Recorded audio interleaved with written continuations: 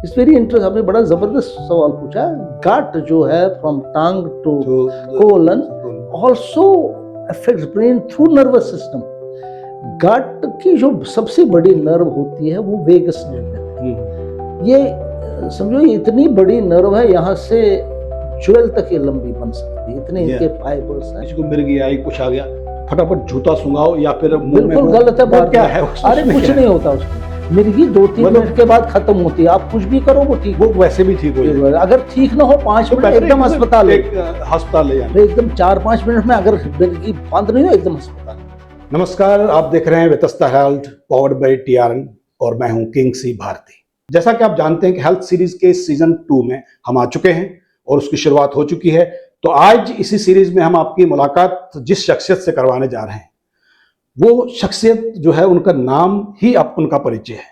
और जे.एंड.के हो, इंडिया हो या पूरे वर्ल्ड में हो, एक नाम जो जाना जाता है, मेरे ख्याल से अगर हम कश्मीर जे.एंड.के की बात करें तो डॉक्टर अली जान के बाद अगर कोई नाम है जो अपना परिचय सिर्फ अपने नाम से देता है तो वो है डॉक्टर सुशील राजदान।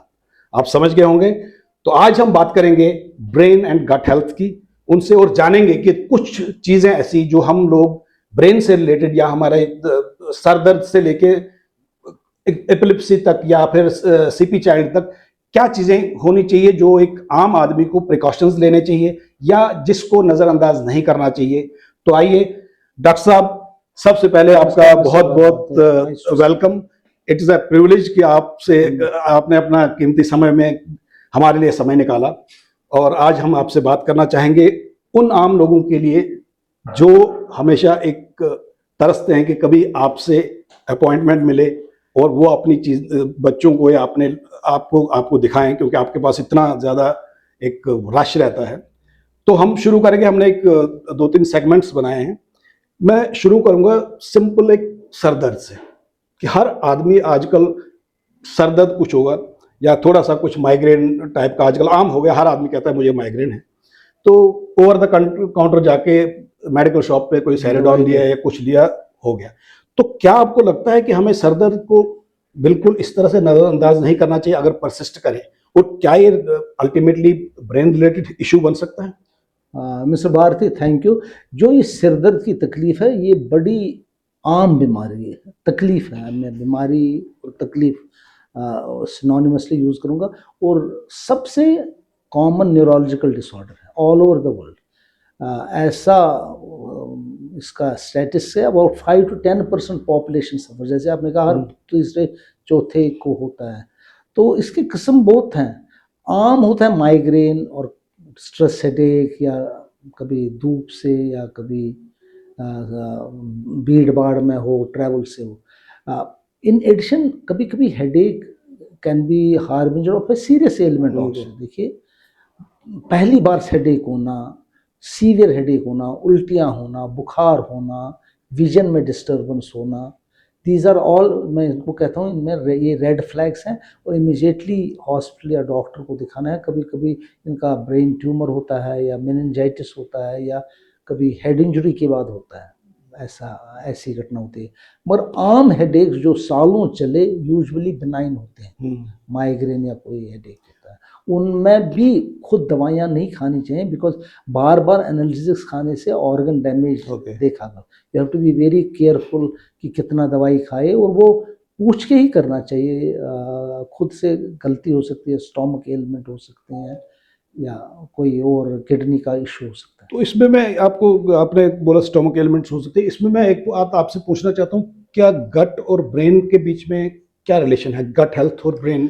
बिल्कुल, देखिए हम यूजुअली क्या करते हैं, ब्रेन को अलग लेते हैं, आँख को अलग लेते हैं, लंग्स को अलग लेते हैं, गट को अलग लेते हैं, या इवन लिम्स को। ये तो एक यूनिट है ईश्वर ने बनाया है, it is a biological, it's all interconnected. और ऐसे कह सकते हैं ब्रेन हर एक चीज कंट्रोल करता है ना। ये तो कॉमन इंट्यूटिव है, चलते हैं, बोलते हैं। ब्रेन को और भी काम है ऑर्गन कंट्रोल करना, वो हमारे कंट्रोल में नहीं है, उसको कहते हैं ऑटोनॉमिक फंक्शन। जैसे हार्ट का रेट ब्रेन करता है और गट का। बट देखा गया है ये ऑर्गन भी जो है ना, स्पेशली गट, ये फीडबैक ब्रेन को करता है। ओके ये भी उसका कंट्रोल करता है indirectly. Same way uterus ovaries को ब्रेन को कंट्रोल करते हैं, उसको भी सेकंड ब्रेन कहते थे। इट्स वेरी इंटरेस्ट, आपने बड़ा जबरदस्त सवाल पूछा। गट जो है from tongue to colon also affects brain through nervous system. Gut की जो सबसे बड़ी नर्व होती है वो वेगस नर्व कहते हैं। ये समझो ये इतनी बड़ी नर्व है, यहाँ से ज्वेल तक ये लंबी बन सकती है, इतने इनके फाइबर्स हैं। ये ब्रेन से आती है, ब्रेन स्टेम से जाके गर्दन से जाके हर एक अंग को ट्विक देती है, हार्ट को भी, लिवर के एरिया को भी, वेसल्स को, और सबसे ज्यादा नर्व्स ही देती है स्टोमक और इंटेस्टाइन, और फीडबैक वहां से लेती है। इन एडिशन बहुत से हार्मोन जो गट से निकलते हैं, केमिकल्स, वो भी ब्रेन के होते हैं। Therefore, you have chemical and nervous interdependence on gut and brain, which is so important. और कभी किसी को पार्किंसन डिजीज होता है, सबसे पहले चेंजेस गट के नर्वस सिस्टम में होती है। अच्छा, इसलिए, और इम्यून मैकेनिज्म, इम्यून जो रेजिस्टेंस, वो केमिकल्स गट से भी निकलते हैं, ब्रेन से भी आते हैं। ये एक इवॉल्विंग साइंस है। This is so important, that's why जो हम खाते पीते हैं etc., that is very important for gut as well as brain. So यानी कि हमारे पास दो चीजें हमने अभी इस पहले क्वेश्चन में देखी कि हमारे पास, अगर हम पेट, जैसे कि जनरली डॉक्टर्स कहते हैं कि अगर आपका पेट ठीक है तो आपका शरीर ठीक रहेगा। हम कहते हैं you are what you eat. Yes, you are what you eat. तो इसलिए उसका खाने पीने का ध्यान जरूर रखना है। दूसरा सर, मैं आपसे पूछना चाहूंगा कि जैसे जम्मू कश्मीर में आजकल अब ज्यादा हो गया कि तनाव बहुत हो गया, हर दूसरे आदमी को परेशानी है कुछ न कुछ, और एक जनरल एक टर्म हो गई है आजकल पिछले 2-3 साल से, मुझे डिप्रेशन है, एंजाइटी है। तो कुछ मतलब आप मुझे ये बताइए कि ये इसका कोई रीजन है कि पिछले कुछ सालों में ये ज्यादा बढ़ गया है? बिल्कुल बिल्कुल। और क्या ये डिप्रेशन, किस तरह से इसको हैंडल करना चाहिए, और क्या ये फाइनली कोई mental disease, serious mental disease बन सकता है? एंजाइटी डिप्रेशन काफ़ी बड़ा है, कोविड के बाद तो ज़्यादा ही बड़ा, और 25% पॉपुलेशन एक टाइम सफ़र कर रही थी। मैं तो कहता हूँ जब से आई कॉल दीज यंगस्टर जो आजकल के हैं, वो मैं कहता हूँ they are part of this anxiety generation. देखा गया कि जब से इंटरनेट फ्रीली अवेलेबल हुआ 2007-8 के बाद, स्पेशली बच्चों में आया, ये ग्रोइंग चिल्ड्रन में आया, सारा लाइफस्टाइल ही चेंज हुआ। जब उनको खेलना होता है वो मोबाइल के साथ होते हैं, जब उनको सोना होता है तो मोबाइल के साथ होते हैं, जब उनको नॉर्मल पढ़ाई करनी हो तो मोबाइल के साथ, सारी एक्टिविटीज़ में टॉपसी टर्वी हुआ है। In fact children are the most affected with this anxiety. So this is related to screen Most time. likely it is due to because excessive mobile करते हैं यूज बच्चे, और उनसे वायरिंग में डिफरेंस होती है, उनका सोशल मीडिया से ही फ्रेंडशिप होती है, आउटडोर एक्टिविटीज़ कम होती हैं, आउटडोर फ्रेंड्स कम होते हैं। देखिए आजकल के पेरेंट्स बड़े they want their children to grow well. देखा गया कि जब एक ही दो बच्चे होते हैं उनको बाहर जाने नहीं देते हैं, खेलने, फ्रेंड्स से मिलने। यस, कम, हाँ बहुत कम। क्राइम है, एक्सीडेंट है, सड़क ठीक नहीं है, वो है, ये है, रश है, किस तरह का फ्रेंड सर्कल बनेगा, फिर उस चक्कर वो में उनको घर में ही रखते हैं, थिंकिंग दैट सेफ्टी है और यहाँ सब कुछ है। फिर मोबाइल का प्रयोग करते हैं वो, और उसमें वो सारी दुनिया से मिलते जुलते, which that activity is very harmful. उसमें गेम्स भी होती हैं, ये भी होता है, the friendship is very plastic and superficial, and you make a lot of friends which who can exploit you even। नाराज भी होते हैं वो, फिर डिप्रेस्ड होते हैं, लाइक डिसलाइक होते हैं, क्या देखा कि ना देखा, इवन ब्लॉक करने पे डिप्रेशन आ जाता है। बिल्कुल बिल्कुल। This anxiety generation has evolved after the use of internet. It was not so much, you are right. और ये उसमें मुझे लगता है कि जो माँ बाप हैं वो भी एक तरह से रिस्पॉन्सिबल हैं, क्योंकि माँ बाप को आजकल टाइम नहीं है, तो वो शुरू में 1 साल के बच्चे को सामने स्क्रीन लगा देते हैं, ज्यादा घर में ही रखते हैं, वो खुद ही स्क्रीन दे देते हैं। They think they are safe there, but they don't know they are getting exposed indirectly through machine। और उसके बाद उसको उस एडिक्शन से वापस निकालना प्रॉब्लम वही मैंने कहा, जो इशू हो हाँ जाता है। जहाँ आप अभी बैठे हो, यहाँ लिली मैम और बाकी जो हैं, they take care of the children who have got Addiction. Excessive digital use से ऑटिज्म बना है, डेवलपमेंटल डिस्टर्बेंसेस होती हैं। She can tell you more कैसे बच्चे आप देखते हैं यहाँ जो ना नेट Yeah. से होते हैं। We will come to अभी एक मैं आपसे एक we'll come question back to that, yes, एक yes, क्वेश्चन yes. पूछूंगा कि आजकल एक तो जैसे मैंने कहा आपको कि एक डिप्रेशन वगैरह और हर एक को माइग्रेन है, एक जनरल टर्म होगी, मतलब एक हिसाब से वो स्टाइल टर्म भी होगी कि माइग्रेन है यार, मैं आई एम इन डिप्रेशन, है ना, जनरल हाँ, बिल्कुल बिल्कुल। तो लेकिन कुछ लोगों को जैसे चक्कर आते हैं, वर्टिगो टाइप का अचानक से शुरू हो जाता है, कोई इस तरह की कुछ रही नहीं होती है, तो उसका अंडरलाइन रीजन क्या है कि अच्छा, एक तो क्या अब चक्कर का प्रयोग किया आपने। चक्कर के बहुत से मतलब होते हैं फ्रॉम डिफरेंट पेशेंट। एक चक्कर होता है सारा स्पिनिंग हुआ, वी कॉल दैट वर्टाइगो। उसका कारण भी हो सकता है कान से लेकर ब्रेन तक, और वो इजी डायग्नोज होता है डॉक्टर के पास, और उसमें उल्टियाँ भी आती हैं और सारा स्पिनिंग होता है। कभी कभी चक्कर में क्या होता है, आंखों में अंधेरा होता है, वीकनेस होती है और गिर सकते हैं, वो भी इम्पॉर्टेंट है एनी एज ग्रुप में, बच्चे में हो बड़े में हो। जैसे कभी आप असेंबली में खड़ा हो, बच्चा एकदम अंधेरा हो तो गिर जाता है, जिसको हम सिनकोप कहते हैं। ऐसी ही blood flow problems to brain can happen in elderly due to heart ailments, due to strokes. इसलिए चक्कर अगर बार बार आए, इसका डायग्नोसिस करना, इसका ट्रीटमेंट करना बड़ा इंपॉर्टेंट होता है। कभी कभी चक्कर एपिलेप्सी को भी कहते हैं, और चक्कर एक जनरल इसमें काफी जिसको नॉर्मली अगर ज्यादा बढ़ जाए तो बारीकी से एनालाइज करना पड़ता है। तो इन सब चीजों के अगर जो हमने अभी पहले इस सेगमेंट में बात की, तो इन चीजों के लिए क्या हमको जनरल फिजिशियन पे पहले जाना चाहिए कि हमको डायरेक्टली किसी न्यूरोलॉजिस्ट के पास जाना? आई थिंक सबसे मैं इसमें अभी बिलीव करता हूँ, जो उनका फैमिली डॉक्टर, जनरल प्रैक्टिशनर, उनसे मिलना जरूरी है।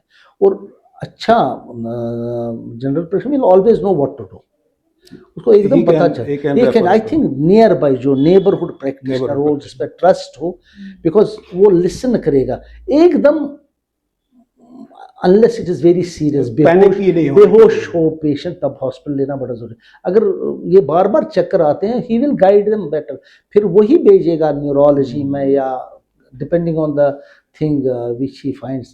तो आजकल इजी होता है डायग्नोस करना। There is something, so you should consult at least your physician. So second segment में हम सर बात करेंगे सीपी चाइल्ड की, जिसको हम सेरेब्रल पैलेसी कहते हैं।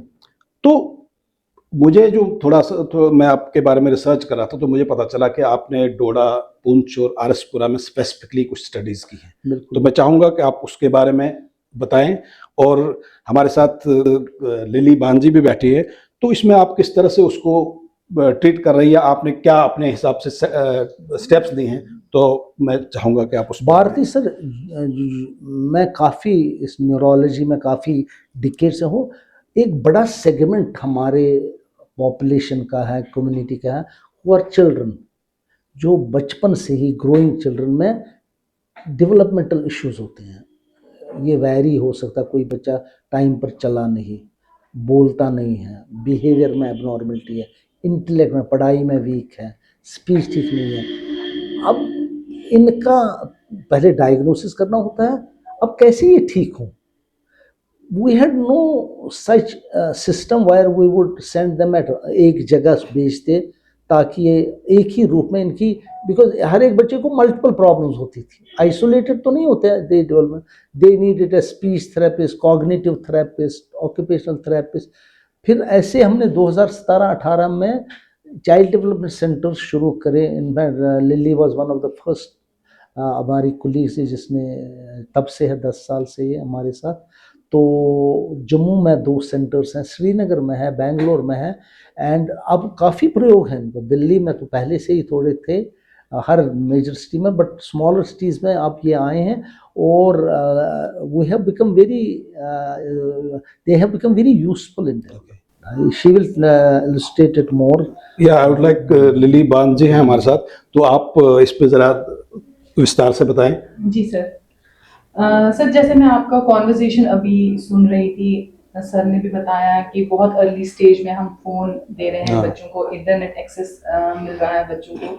आपने कहा कि 1 साल के बच्चे को हम लोग या फैसिलिटीज खुद दे रहे हैं। खुद ही दे रहे हैं उनको। मैंने एक्सपीरियंस किया है सर अपने पिछले 8-9 साल की जर्नी में। 3-4 महीने के बच्चों को पेरेंट्स फोन देते हैं, स्क्रीन देते हैं, किसी भी फॉर्म में, चाहे वो टीवी हो या स्क्रीन हो, क्योंकि उस एज में बच्चा थोड़ा बैठना शुरू करता है, थोड़ा मूवमेंट आने लगती है, क्रॉल करना शुरू कर देते हैं, तो पेरेंट्स को कहीं ना कहीं डिफिकल्टी लगती है कि बच्चे को कैसे बिठाएं मैनेज करें। ताकि वो बाहर ना जाए वो और अपना काम करे।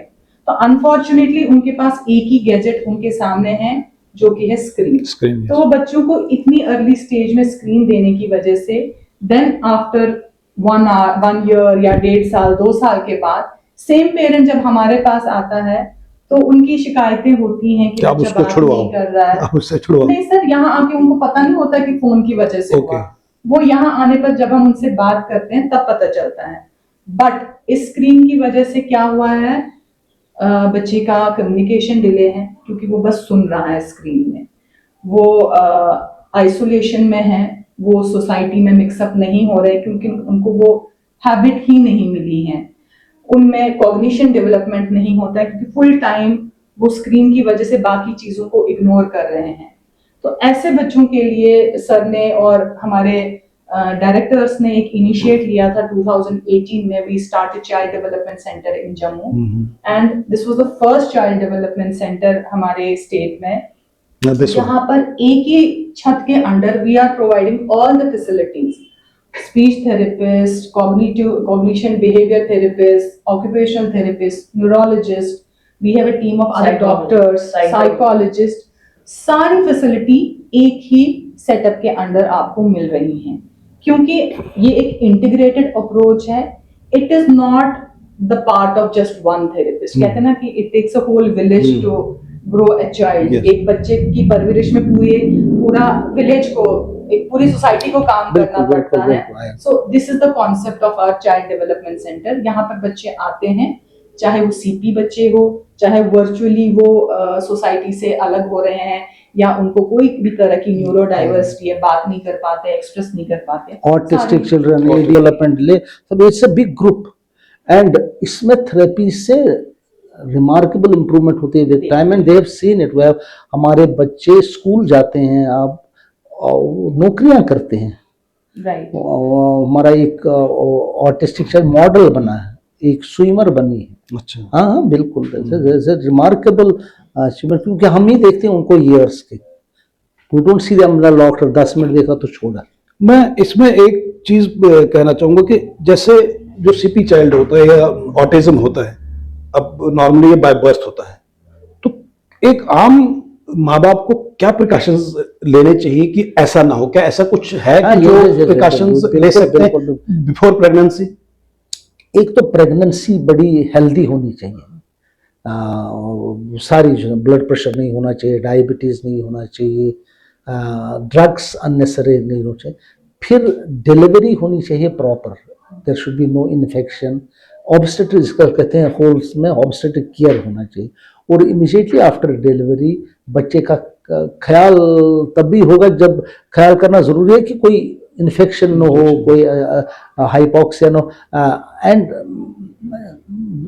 अब न्यूबॉर्न स्क्रीनिंग भी करते हैं, कोई न्यूबॉर्न एरर ना हो डेवलपमेंट में, वो उससे हजारों में एक आध बच्चे का नुक्स पहले ही पता चलता है, अर्ली डायग्नोसिस होता है। एंड ये भी देखना है पेरेंट्स को कि डेवलपमेंट फर्स्ट 6 मंथ में, 9 मंथ्स में, फर्स्ट ईयर में क्या नॉर्मली उनको ये सीखना है, are the milestones coming normally, any delay they should have a. तो हमारे स्टेट में क्या इस टाइप की मतलब टेक्नोलॉजी या मतलब डॉक्टर्स अवेलेबल हैं कि जो डे 1 से ये प्रेडिक्ट कर सकते हैं कि बच्चे में कोई ऑटिज्म या कोई सीपी टाइप की कुछ? फर्स्ट डे कैसे पता चले? यूजुअली 6 मंथ्स 9 मंथ्स के बाद पता चलता है। But you have screening test, वो ब्लड सैंपल पर ही सारा टेस्ट होता है और good number of inborn errors of metabolism rule out होते हैं। That is one. और दूसरा है कि सी देयर डेवलपमेंट। तो अगर जैसे मान लीजिए प्रेगनेंसी में पता चला कि कुछ बच्चे को हो सकता है, तो क्या उसमें पहले से ही कुछ ट्रीटमेंट शुरू हो सकता very है? difficult to say that. It will depend on the type of disorder. It's very difficult. ऐसे ये बच्चों बड़ा ethical issue है इसमें, क्योंकि ऐसे बच्चे को फिर पालना माँ बाप के लिए बड़ा बहुत बिल्कुल मैंने कहा ना ये ethical issue है. वो सब big problems can be minor cannot be detected. तो इन बच्चों को जो सीपी से ग्रस्त है या ऑटिज्म से, इसमें कितनी परसेंटेज है जो एक्चुअल में ठीक हो सकते हैं? बहुत ठीक, जैसे बहुत ठीक का जो भारती जी बहुत ठीक हो सकते हैं. माँ बाप को मेहनत करनी है, घर वालों को मेहनत करनी है, उनके प्रोफेशनल्स को. She knows it much. क्योंकि अल्टीमेट देखा गया कि माँ बाप को फर्स्ट डे से जब पता लगता तो वो एक स्टिग्मा सा लगता है सोसाइटी में, हाइड उनको वो छुपाते हैं instead of they should seek help and they should be partners in treatment. Yes, absolutely. बड़ा जबरदस्त पॉइंट है. मुझे लगता है कि माँ बाप को भी डॉक्टर साहब कह रहे हैं कि आपको उसको छुपाना नहीं चाहिए. जो हमारे गांव में रहते हैं या बाकी जो लोग हैं जिनको इतनी हॉस्पिटल के साथ इतनी फैसिलिटी नहीं है, उनको छुपाना नहीं चाहिए, बल्कि खुद डॉक्टर से मिलके उस पे, जैसे डॉक्टर साहब ने इस तरह का यहाँ का ब्रेन सेंटर खोला है, जैसे लेली जी ने बोला कि आपके इनके पास बहुत सारे डिफरेंट तरीके के अपने एक्सपर्ट्स हैं, तो आप घबराइए नहीं. आपका बच्चा अगर ऑटिज्म ग्रस्त है या फिर सीपी चाइल्ड है तो वो ठीक हो सकते हैं अगर आप शुरू से उसको proper treatment They can earn their living. Bharti ji खुद अपना रोजी कमा सकते हैं. और खासतौर से अच्छा एक चीज और है कि मतलब जैसे एपिलेप्सी हो या ऑटिज्म हो, तो उन लड़कियों में अगर हो तो एपिलेप्सी खासतौर से मैं बात करूंगा, उनकी शादी में बड़ा एक और स्टिग्मा जुड़ा है कि माँ बाप छुपाते हैं और बाद में जब शादी के बाद पता लगता है तो वो कहते हैं कि एक तो उसकी बीमारी तो है ही, उसके बाद वो एक डोमेस्टिक इशू बन जाता है. तो क्या ये इतना मतलब ऐसी कोई बीमारी है कि जिसको हम ठीक नहीं कर सकते? देखिए मोस्ट ऑफ दीज जो माइंड के डिसऑर्डर्स एपिलेप्सी, इनमें काफी सोशल स्टिग्मा है और हमारी ड्यूटी है through media, through people who work with them to show that they are illnesses which can be taken care of. अब आप एपिलेप्सी की खबर 80-90% एपिलेप्सीज कैन बी कंट्रोल दवाइयों से वेरी वेल, और वो नॉर्मल लाइफ गुजार सकते हैं. वो दवाइयाँ काफी देर तक खानी पड़ती हैं. और एपिलेप्सी के मरीज इतने नॉर्मल होते हैं, वो शादी ब्याह करते हैं, वो बच्चों में यूजुअली नहीं होता है, 99.9 नहीं होता है. वो अलग ग्रुप ऑफ जेनेटिक एपिलेप्सीज है जहाँ मुमकिन है, बट आमतौर पर बच्चा भी ठीक रहता है और वो अच्छे काम करते हैं. और by law epilepsy is not a reason for not marrying or separation. ये लॉ बहुत पहले चेंज हुआ था. बेटर है कि माँ बाप को इसको छुपाने के बजाय ट्रीटमेंट शुरू करना चाहिए एंड एक्सेप्ट करके इसको बताना चाहिए आगे, ताकि वो ट्रीटमेंट और चलता रहे, छुपाने से बेटर है. एक में उसमें हम जब मिर्गी की बात कर रहे हैं कि यहाँ पर आम लोग कहते हैं कि जैसे किसी को मिर्गी आई, कुछ आ गया, फटाफट जूता सुंघाओ या फिर मुंह में गलत है. क्या है? अरे कुछ नहीं होता उसको. मिर्गी 2-3 मिनट के बाद खत्म होती है. आप कुछ भी करो वो ठीक, वो वैसे भी ठीक हो जाएगा. अगर ठीक ना हो 5 मिनट एकदम अस्पताल ले जाना. तो एकदम 4-5 मिनट में अगर मिर्गी बंद नहीं हो एकदम अस्पताल ले. Otherwise all fit should stop with in minutes. तो आपने देखा कि डॉक्टर साहब कह रहे हैं कि वो जूता सुंघाने से और वो जो लोहे की बिल्कुल या उंगली अंदर भरने से कुछ नहीं होने वाला, क्योंकि मिर्गी 2-3 मिनट के बाद ऑटोमेटिकली ठीक होगी. और जो आपको लगता है कि शायद जूता सुंघाने से ही या वो गंदे मोजे सुंघाने से कुछ ठीक हो जाएगा, वो ठीक नहीं होगा. तो जिस तरह से हमने ये जो परेशानियों, स्ट्रेस की बात की, सीपी की बात की, एपिलेप्सी की बात की, तो जनरलाइज अगर हम देखेंगे तो बहुत मेडिकेशन बहुत देर तक चलती है. खासतौर से अगर डिप्रेशन की हम बात करें, डिप्रेशन हो गया फिर नींद की दवाई या कुछ इस टाइप का खाते रहना है. तो क्या ये जरूरी है कि मतलब जैसे नॉर्मल डिप्रेशन की मैं बात करूं कि वो दवाइयां खाते ही रहना है, कि उसका एक स्टॉप भी है कहीं पे? देखिए भारती जी, अगर किसी आदमी को उदासी आ गई किसी भी, अब देखिए ये उदासी कोई वजह से भी हो सकती है, बिला वजह भी हो सकती है, स्मॉल स्ट्रेस से हो सकती है. यूजुअली इंट्यूटिवली ये डॉक्टर के पास जाते हैं, दवाई खाते हैं। उसका वो रोल है, ड्रग्स और डॉक्टर का रोल है, पर ज्यादा रोल है उसके इर्द गिर्द के माहौल का। Okay. किस ऑर्गेनाइजेशन में काम करता है, फैमिली कैसी है, उसके फ्रेंड्स कैसे हैं, how they push him up, उसका वो कहाँ रहता है, काम करता है, लाइफस्टाइल और उसका पर्पस ठीक होना चाहिए उसका। देखिए कोई भी पर्सन जो डिप्रेस्ड हो, एंजाइटी में हो, उसको काम काज भी करना होता है, और ये उसके सोशल सेटअप पर भी डिपेंड है। सारा डिपेंड करेंगे आप डॉक्टर की डीआर पर या दवाई ड्रग पर, डीआर पर, तो वो लिमिटेड इंप्रूवमेंट होगी। और फिर असली इंप्रूवमेंट उसके घर में होगी, उसकी ऑर्गेनाइजेशन में, उसके थेरेपिस्ट से होगी, उसकी मम्मी पापा से होगी, जिसको हम सपोर्ट सिस्टम कहते हैं। उसी से असली चीज, और वो अपने काम काज से, उसका क्या पर्पस है, मीनिंग क्या है, उसके काम, उसकी लाइफ का मीनिंग क्या है, वो उसको वापस लाए, वो ठीक होगा।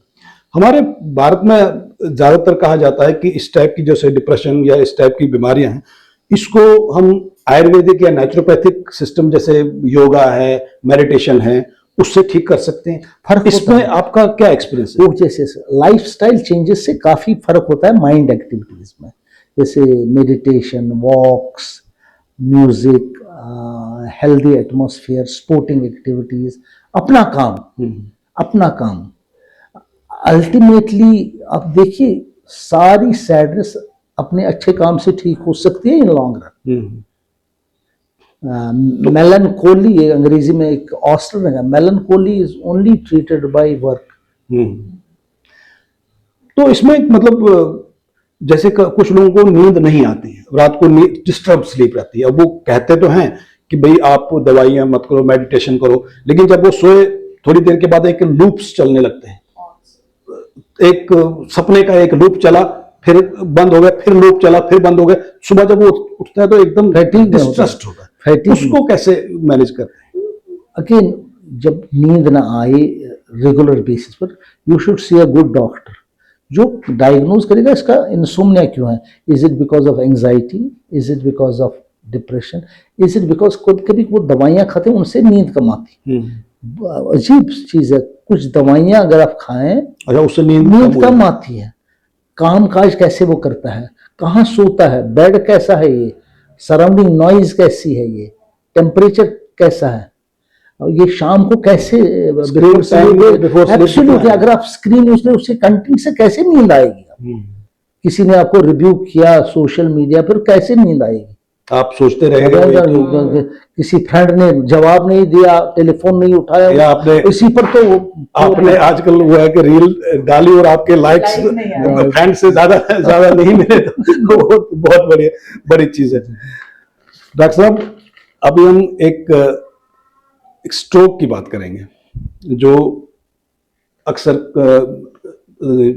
स्ट्रोक आ जाता है। हाँ। उसमें मैं चाहता हूं कि आप हमारे दर्शकों को बताएं कि वो जिसको हम गोल्डन आवर बोलते हैं, कि वो गोल्डन आवर क्या होना चाहिए और कितने समय होता है हमारे पास? 70% स्ट्रोक्स होते हैं इस्कीमिक मींस आर्टरी ब्लॉक होती है, छोटी आर्टरी या बड़ी आर्टरी, और जो ही इसके लक्षण आए, लाइक बोलने में दिक्कत, फेस टेढ़ा, पासे में कुछ, अगर विद इन 3 आवर्स आप एडमिट हो और वहां स्ट्रोक यूनिट जो उसके लिए तैयार है, एकदम सीटी स्कैन और क्लॉट वो थ्रोम्बोलिसिस करते हैं। अब उसके अलावा भी विद इन 24 आवर्स बहुत से सेंटर्स हमारी कंट्री और अब्रॉड में जहाँ थ्रोम्बेक्टमी, ये क्लॉट ही निकालते हैं, अच्छा, थ्रोम्बेक्टमी करते हैं, लाइसिस एंड थ्रोम्बेक्टमी ये कंबाइन करते हैं, और most of these patients recover very well. मतलब 3-4 घंटे का ठीक हो जाता है। थ्रोम्बोलिसिस का विंडो हो और 12, 14, 24 घंटे तक थ्रोम्बेक्टमी भी कर सकते हैं। तो अगर हम गांव की बात करें, मतलब कोई ऐसे गांव में रहता है जहां पर नियरेस्ट हॉस्पिटल दूर है, मतलब उनको खासतौर से जैसे पुंछ या पुंछ के दूर इलाके हैं, रजौरी के दूर इलाके हैं, डोडा के हैं, या इवन कश्मीर के कुछ दूर इलाके हैं, तो is there any first aid कि जो हम घर में इमीडिएटली करें? देखिए, दो चीजें इसकी जरूरत, इसके लिए मेडिकल सेंटर्स होने चाहिए। और लकीली आप देखिए, अब मेडिकल कॉलेज रजौरी में है, हंदवारा में है, कठवा में है। देयर डिस्ट्रिक्ट हॉस्पिटल को अपग्रेड किया गया है।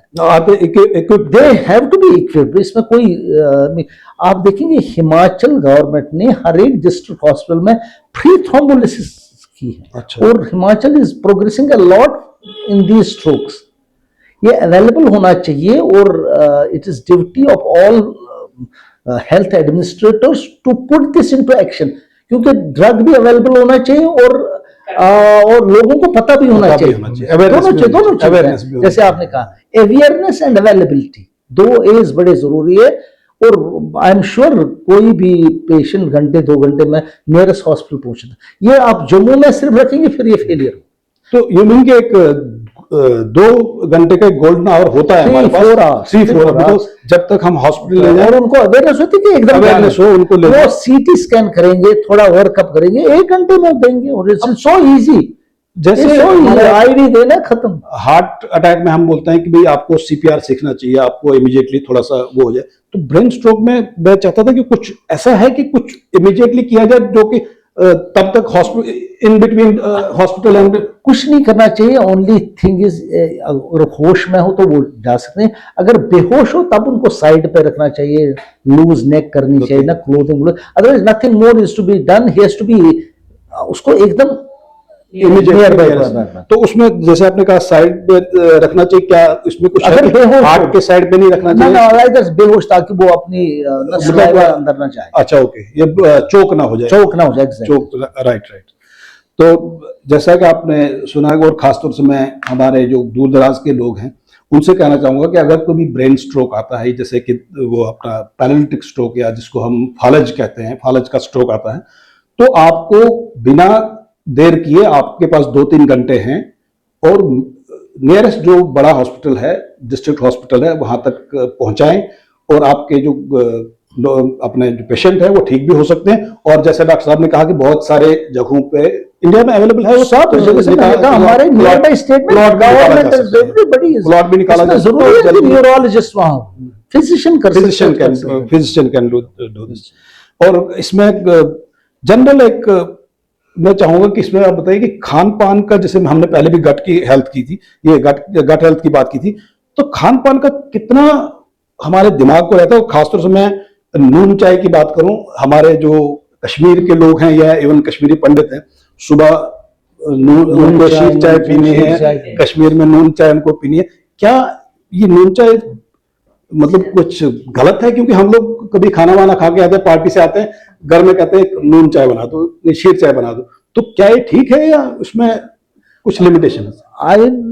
मेरा कुछ इससे कोई रेलेवेंट डाटा, मगर हम बहुत रिसर्च किया करते थे, नून चाय का डिलीटीरियस इफेक्ट ना हो, बड़ा कोई खास रिजल्ट नहीं निकला श्रीनगर में। हमारे काफी पीजी स्टूडेंट्स ये थीसिस लेते थे, but nothing concrete came. I think हर एक चाय में कैफीन होती है, excessive caffeine can make you habit forming. अब नून चाय में एक्स्ट्रा साल्ट होता है, साल्ट की वजह से हमारा ब्लड प्रेशर का काफी इंसिडेंस काफी है, प्रेवलेंस काफी है। नून चाय will be deleterious in hypertensive patients. But if it is जैसे मतलब एक कश्मीरियों की आदत है कि सुबह एक प्याली, शाम को एक प्याली चाय, तो इज दैट ओके? मैं लेते हैं, मैं खुद लेता हूं, तो but if you are hypertensive you should avoid. You should if it's normal tension के लिए कोई, और साल्ट थोड़ा कम करना चाहिए। अदरवाइज तो आप भी, ये आम चाय है जैसे शादियों के बाद आके नून चाय जरूर भी चाहिए। ठीक। तो अब इसमें एक चीज मैं जानना चाहूंगा कि जो हमारे J&K में हॉस्पिटल्स हैं, अभी आपने कहा कि आप इसमें इक्विप्ड होना चाहिए, नहीं होना चाहिए, आपके एक्सपीरियंस में कितनी सुविधाएं हैं इनमें से जो हमें चाहिए? क्या ही हमारे अस्पतालों में सारी नहीं कहूंगा, लेकिन मेजर सुविधाएं मौजूद हैं? देखिए, एक बड़ी गेम चेंज आई पिछले कई सालों से, मेडिकल कॉलेजेस डिस्ट्रिक्ट्स में बने। ये बड़ा रेवोल्यूशनरी स्टेप है। इन्हीं से ये अस्पताल का वैल्यू और इक्विपमेंट सारा अच्छा बनेगा, they will become like county hospitals in England और इन वेस्टर्न कंट्रीज, ताकि मेजॉरिटी को वही ट्रीट किया जाए। इनमें अच्छे अच्छे डॉक्टर ट्रेन होंगे, वो वहाँ काम करेंगे, इक्विपमेंट भी आएगा, ह्यूमन रिसोर्सेज डेवलप होंगे, और ये जैसे आपने कहा थ्रोम्बोलिसिस इन्हीं अस्पतालों में होगी, और पेशेंट्स को नियर बाय हॉस्पिटल बनेगा और क्वालिटी केयर बनेगी। I think these district hospital जो गवर्नमेंट ने आपने, ये बड़ा इंपॉर्टेंट और गेम चेंजर है in for future health. I think ये बड़ा इंपॉर्टेंट चीज की। एक ड्रग्स हमारे J&K में बहुत हो गए हैं, चाहे कश्मीर में हो चाहे जम्मू में भी हो, ड्रग्स का कितना असर रहता है हमारे ब्रेन डिजीज में या मेंटल केसेस बनने में? ये जो सब्सटेंस अब्यूज करते हैं या हेरोइन काफी, बिल्कुल दिस इज द मोस्ट, ये तो पब्लिक हेल्थ प्रॉब्लम है Bharti ji, this is a public. और यंगस्टर्स को हमने कोई माप नहीं है directly, but lot of youngsters are suffering from substance abuse. इसमें दो चीजें हैं, एक तो अवेलेबिलिटी नहीं होनी चाहिए, विच इज एडमिनिस्ट्रेटिव थिंग, ये चीजें अवेलेबल नहीं हो। दूसरी चीज, जो ही ये इससे कोई सफर करे, it's very important for family and doctors to take care, और हम डिटॉक्स कर सकते हैं इनको विद प्रॉपर केयर। और दे आर पेशेंट, इनको काफी एम्पैथी होनी चाहिए हमें इनको ठीक करने की, हमें इनकी तरफ नेगेटिव एटीट्यूड नहीं रहना चाहिए, एक्सेप्ट करके इनको हेल्प और बिल्कुल हेल्प कर सकते हैं। लेकिन बहुत जगह देखा गया कि रैब में रह के भी बच्चे वापस आते हैं, फिर वो चले जाते हैं। मैंने कहा ना, ultimately family and organisations and purpose of his life will determine his future. और मैं उन बच्चों के लिए मैं स्पेसिफिकली पूछना चाहूंगा जो ड्रग अब्यूज करते हैं, क्या इससे ब्रेन डैमेज हो जाता है? टोटल तो डैमेज नहीं, हर ऑर्गन डैमेज होता है, they get lot of secondary, काफी it's a very complicated issue, इनकी लाइफ ही डिस्टर्ब होती है, सारी इलनेसेस एंड लाइफ। तो लास्ट में मैं आपसे पूछना चाहूंगा, अगर आप गवर्नमेंट को हेल्थ केयर पे, नेचुरल गवर्नमेंट इस बार मतलब फोकस कर ही रही है, लेकिन अगर आपको सजेशन देनी हो गवर्नमेंट को, तो क्या आप सजेशन देंगे, किस तरह से हमें? स्ट्रेंथन डिस्ट्रिक्ट हॉस्पिटल, उनको टॉप क्लास बनाओ, और उस करने के लिए आपको you have to just have vision, get, और डॉक्टर्स ऑटोमेटिकली आएंगे। क्योंकि बहुत बार देखा गया, जैसे हमारे मेडिकल कॉलेज में भी कुछ बड़े इक्विपमेंट्स हैं और उसके बाद उसको चलाने वाला नहीं रहता। वो अभी जैसे GMC में मैं अभी रिसेंटली पढ़ रहा था कि कोई आई डोंट नो MRI या कुछ वो मशीन है, वो 2-4 महीने से बंद है। डिस्ट्रिक्ट हॉस्पिटल्स आप स्ट्रेंथन करिए और आप देखेंगे चमत्कार होगा। They have to be like top hospitals. तो मैं चाहूंगा कि हमारे दर्शकों के लिए एक आपकी तरफ से, डॉक्टर सुशील राजदान की तरफ से, एक उम्मीद का पैगाम। आप अपने हेल्थ का केयर करिए। देखिए, आप मकान में इन्वेस्टमेंट करते हैं, कार में इन्वेस्टमेंट करते हैं, अपनी हेल्थ में इन्वेस्टमेंट करनी है। वो हम भूल ही जाते हैं कि हमारे health needs walking, health needs good sleep, health needs good nutrition, health needs happiness. और सबसे बड़ा हेल्थ का है बी टुगेदर, मिलजुल के रहो, फैमिली में रहो, अलग अलग भागो नहीं। The best insurance for health is family and together. तो डॉक्टर साहब, आपका बहुत बहुत धन्यवाद। Thank you. और दर्शकों के लिए मैं चाहूंगा कि अगर आपके कुछ सवाल हैं, क्योंकि डॉक्टर सुशील राजदान यहाँ पे आना तो बहुत बड़ी बात है, उनसे अपॉइंटमेंट लेना बहुत बड़ी बात है। अगर आपके पास कोई सवाल हो, आप हमारे इस वीडियो को शेयर, लाइक कीजिए और हमारे इस वीडियो के नीचे आप कमेंट्स दीजिए। हम अगली बार कोशिश करेंगे, जब हम डॉक्टर साहब से मिलेंगे, तो फिर जरूर इनसे आपके स्पेसिफिक सवाल पूछेंगे। तब तक के लिए देखते रहिए Vitasta Herald, powered by TRN। नमस्कार।